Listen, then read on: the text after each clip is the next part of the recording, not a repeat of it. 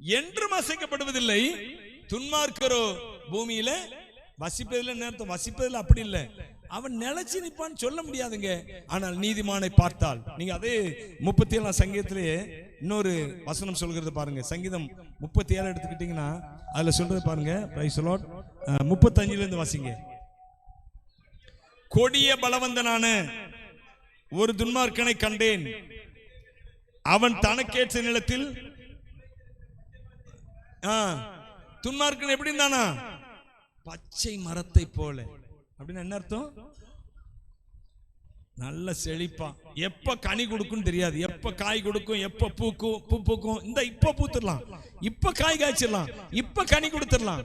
பச்சை மரத்தை போல் தழைத்தவனாயிருந்தான். தழைத்தவன் என்ன அர்த்தம்? செழித்திருந்தான்.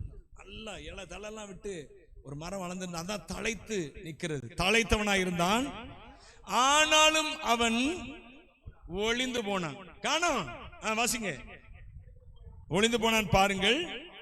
அவன் இல்லை, அவனை தேடினேன், அவன் காணப்படவில்லை. நீ உத்தமனை நோக்கி, நீ செம்மையானவனை பார்த்திரு, அந்த மனுஷனுடைய முடிவு சமாதானம். அல்லேலூயா. ஏன்னா எனக்குள்ள இருக்கிறவர் என்னை வாழ வைக்கிறவங்க. உங்களுக்குள்ள இருக்கிறவர் உங்களை வாழ வைக்கிறவர்.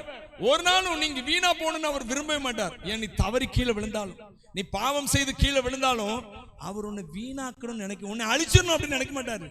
அல்லேலூயா.